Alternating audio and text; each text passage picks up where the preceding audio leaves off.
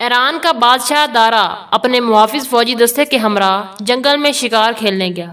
शिकार के दौरान दारा बादशाह एक हिरन का ताकुब करने लगा। हिरन निहायत ही तेज रफ्तार था और दौड़ने में बादशाह का घोड़ा उसका मुकाबला ना कर सकता था। फिर भी दारा बादशाह ने हिरन का पीछा ना छोड़ा। काफी देर तक बादशाह उसका पीछा करता रहा मगर हिरन हाथ ना आया। दारा थक गया तो उसने हिरन को शिकार करने का ख्याल दिल से निकाल दिया, मगर हिरन के चक्कर में वो अपने लश्कर से बिछड़ चुका था। वो एक जगह रुककर अंदाजा लगाने लगा कि उसके साथी किस सिमत में है, लेकिन कुछ समझ में ना आया। अचानक उसने एक आदमी को देखा, वो दौड़ता हुआ बादशाह की तरफ आ रहा था। बादशाह समझा कि कोई दुश्मन है जो उसे तनहा पाकर हमला करने की नीयत से दौड़ा चला आ रहा है।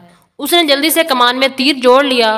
वो जानता था कि घरों में आमतौर पर ऐसे फूल होते हैं जिन पर कांटे होते हैं, लेकिन जंगल में ज्यादातर खारदार फूल हैं, इसलिए एहतियात का तकाजा यही था कि वो दुश्मन को करीब आने से पहले ही शिकार कर लेता।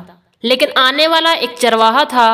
उसने दूर से देख लिया कि एक अजनबी ने उस पर तीर बरसाने के लिए निशाना बांध रखा है, तो वो घबरा गया। मुझे तीर ना मारो, मैं दुश्मन नहीं दोस्त हूँ, चरवाहे को कहा। फिर करीब आकर उसने बादशाह को पहचान लिया और कहने लगा, आलीजा, मैं तो आपका गुलाम हूँ और आपके घोड़ों की देखभाल करता हूँ। दारा बादशाह उसे दुश्मन समझकर खौफजदा था, लेकिन अब उसने चरवाहे की बात सुनी तो उसका खौफ जाता रहा। उसने हंसते हुए चरवाहे से कहा, तेरी किस्मत अच्छी थी जो तू बच गया। अगर गैबी फरिश्ते ने तेरी मदद ना की होती तो अब तक तू मेरे तीर से हलाक हो चुका होता, क्योंकि मैं तीर छोड़ने ही वाला था। दारा बादशाह की बात सुनकर चरवाहा भी हंस पड़ा। फिर बड़े अदब से कहने लगा, हजूर, मेरी एक नसीहत सुन ले तो आपकी मेहरबानी होगी। बोलो, क्या कहना चाहते हो? बादशाह ने हैरान होते हुए कहा। चरवाहा कहने लगा, मैं सिर्फ इतना कहना चाहता हूँ जनाब कि जो बादशाह दोस्त और दुश्मन की तमीज नहीं ला सकता, भला वो भी कोई बादशाह है? क्या मतलब है तुम्हारा? मैं समझा नहीं, अपनी बात की वजाहत करो, बादशाह ने कहा। आलीजा, हकीकत में बड़ा वही है जो अपने हर छोटे को पहचानता हो और उसकी हर जरूरत का ख्याल रखता हो। मैं आपके लिए कोई अजनबी तो नहीं हूँ। आपके घोड़ों की देखभाल करने वाले साइस की हैसियत से आपके दरबार में अक्सर हाजिरी दिया करता हूँ।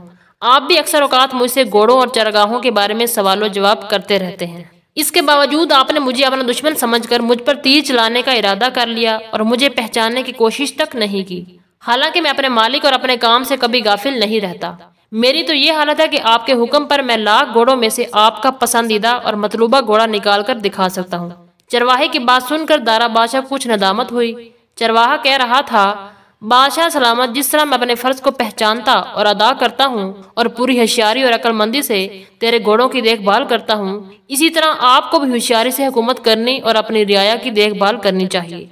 वरना याद रखें कि जिस बादशाह का इंतजाम सल्तनत के चरवाहों से भी बदतर हो और वो अपनी रियाया की हिफाजत ना कर सकता हो, उसका ताज तख्त भला कैसे महफूज रह सकता है। प्यारे दोस्तों, हमें इस कहानी से ये सबक मिला है कि दोस्त और दुश्मन की तमीज रखनी चाहिए। अपने से छोटों और गरीबों की हिफाजत का ख्याल रखना चाहिए। दोस्तों, कहानी अच्छी लगी हो तो प्लीज लाइक कर दीजिएगा। आपके एक लाइक से हमें हौसला अफजाई मिलती है। मजीद वीडियो देखने के लिए हमारे चैनल को सब्सक्राइब कर लीजिए। मिलते हैं नेक्स्ट वीडियो में, तब तक के लिए अल्लाह हाफिज।